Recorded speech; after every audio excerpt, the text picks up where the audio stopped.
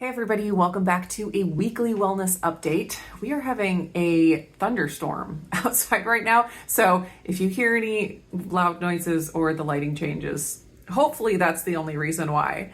So today in this update, I wanted to talk about how I am eating now and address some questions that I've gotten about what kind of carbs I have added to my diet. If you've been around for a while, you're not surprised that I am no longer on a keto diet. I have not been, officially on a keto diet probably for at least a year now.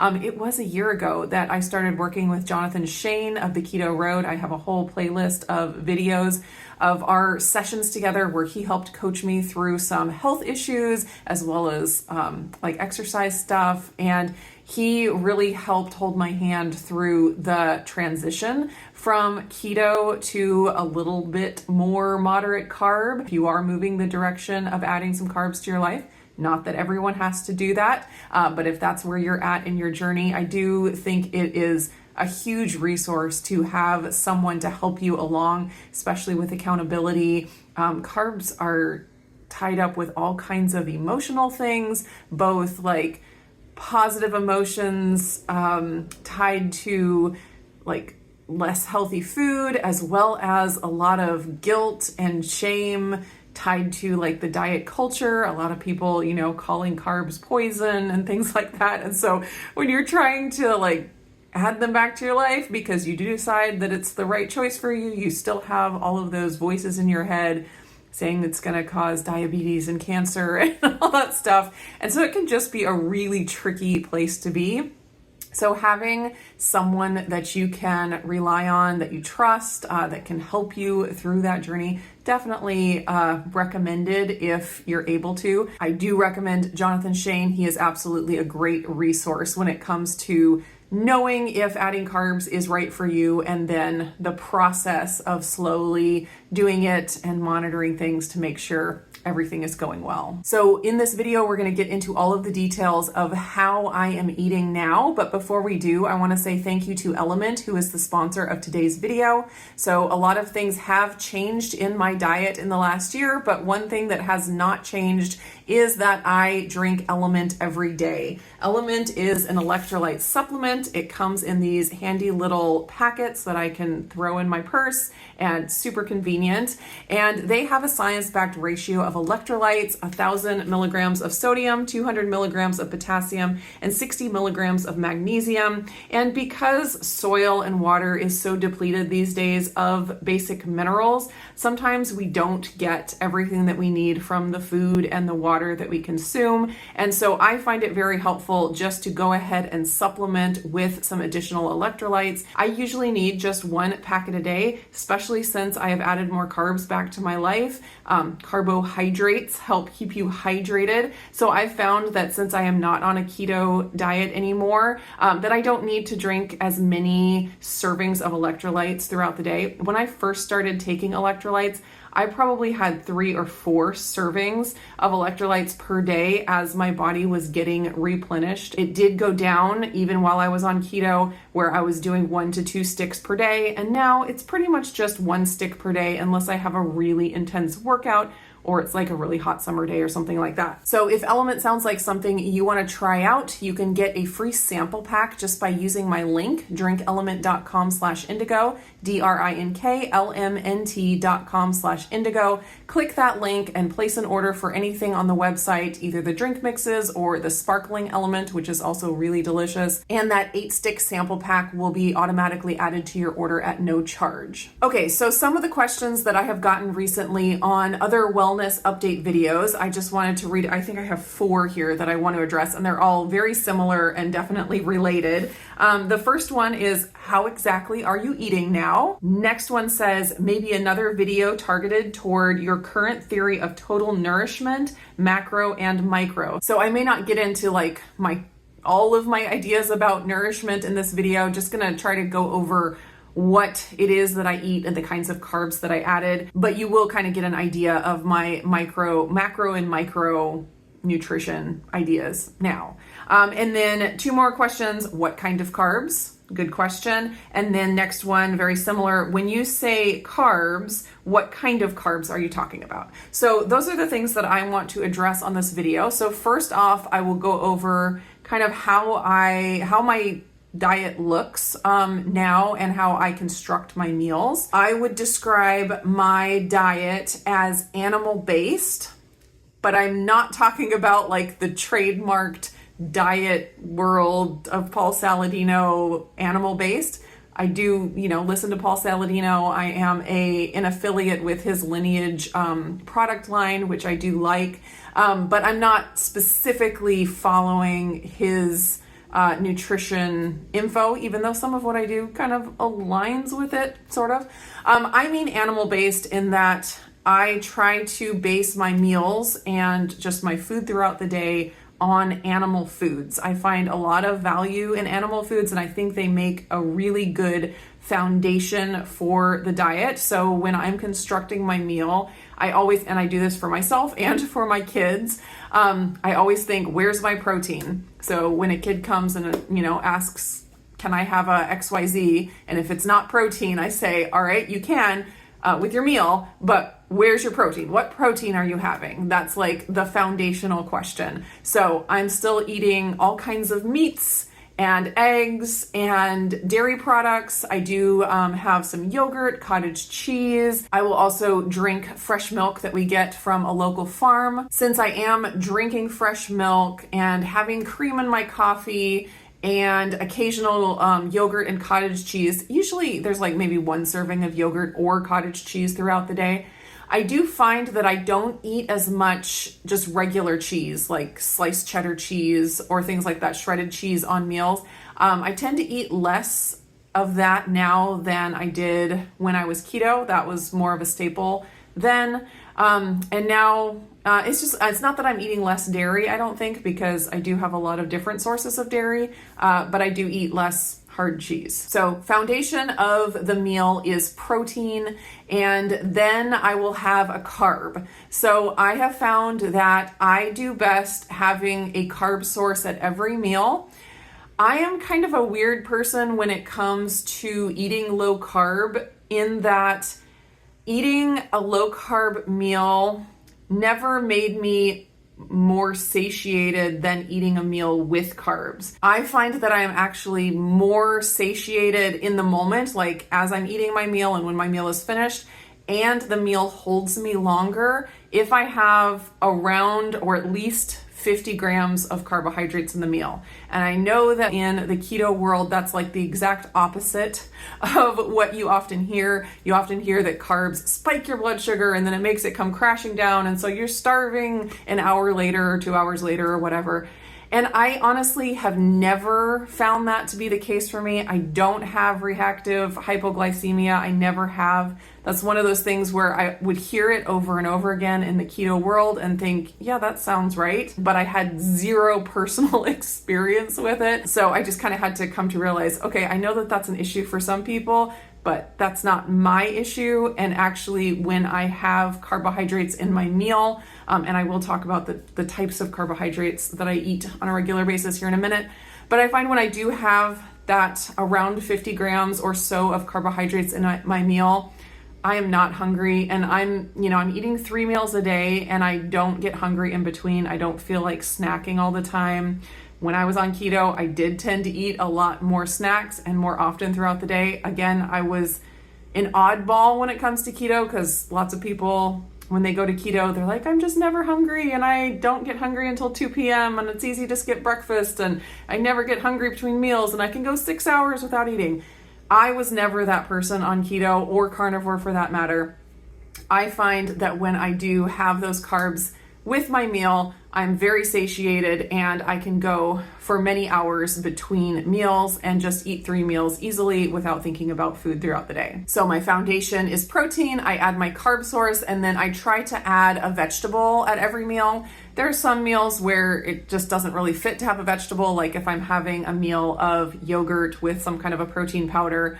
and some fruit or something like that. I don't always add a vegetable to that kind of a meal, but typically if I'm having like a hunk of meat and a carb source with it, I try to also have a vegetable, and obviously vegetables fall under the category of carbs as well, but they're kind of in a fiber category, if you want to think of it that way. And so I do try to have some kind of a serving of vegetables with my meal, whether it's like a frozen vegetable medley that I throw in the air fryer, or, you know, carrot sticks or something like that. It's really easy for me to eat a protein and a starch, and that's super satisfying to me and I enjoy it, but I feel like I probably should add in those vegetables for the fiber and for the different like polyphenols and other nutrients in the veggies. So I do try to add a veggie to every meal. If I have a dessert with my meal, which I often do these days, sometimes it's just a fruit, and that would fall under, you know, the carb category of my meal.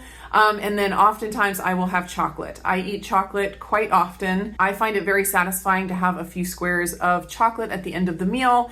And since I have, you know, added a baseline of carbs to my diet, I don't have those like knee-jerk reactions to go eat the entire bar, or, you know, find anything in the cabinet that has sugar in it after I have a few bites of something sweet. It's very, very easy now to just eat a few squares of chocolate, and it's just very satisfying, and then I don't think about food again until, you know, I'm hungry for my next meal. So that's basically how I construct my meals, and I don't count calories at this point, at least not on a daily basis. Occasionally I will go in, especially if I'm doing a what I eat in a day video, like I did recently, which is a good example of you know, how I'm eating these days, if you want like pictures and a real life example. But I counted my calories for that, and I will count my calories here and there.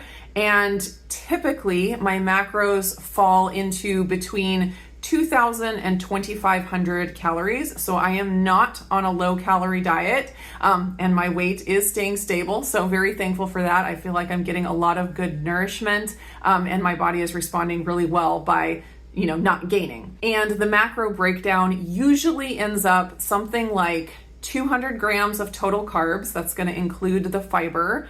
And then around 150 grams of protein, and then around 100 grams of fat, but sometimes a little bit less than that, like 80 to 100 grams of fat. 200 grams of carbs, 150 grams of protein, and 100 grams of fat roughly comes in at 2,300 calories, which is a pretty good average of where I land on a regular basis. And I do that without trying or tracking. That just tends to be where I land when I eat a variety of whole foods that I want to eat and that I enjoy, with, you know, things in mind like make sure you start with your protein and things like that. So now real quick, I just want to chat about the kinds of carbs that I'm eating, because when we say carbs, it could mean a whole lot of different things. And we know that like research studies, when they talk about a high fat diet or a high carb diet, it could mean like vastly different things depending on, you know, where you're coming from. A high fat diet could be, you know, a whole bunch of fast food and seed oils, and we're like, no, that's not. And then a high carb diet could be Oreos and Snicker bars and Dunkin' Donuts and things like that. Or it could mean potatoes and fruit and just whole food source carbs. So it is important to not just say carbs, because that could be Sprite added to my diet. And no, that is not one of the carbs that I am adding. So the carbs that I am adding to my diet are things like potatoes, all kinds of potatoes, white potatoes, russet, red, Yukon Gold, sweet potatoes for sure. And then squash. I love all kinds of squash. Over the fall, I was eating lots and lots of squash. And then I've already mentioned fruit. I will eat all kinds of fruit. I'm not super worried about the higher glycemic fruits, because I did the work of, you know, seeing how my blood sugar responds to different things. And I'm pretty confident in my body's ability to handle sugar from whole foods like fruit. And so, and that's, you know, where I am personally metabolically. Not everyone is in the same place. But since I took the time to, you know, have CGMs and kind of watch my body's response to things, I just don't, it's not really something I worry about anymore, which is one of the hugest benefits to me of using the CGM, because I had just assumed that I had all kinds of blood sugar issues. But then when I actually stood back and looked at the data, I was like, well, actually, I don't. My body handles things pretty well. I also will eat things like beans and legumes. I find that my body does really well with those. I don't have any digestive issues.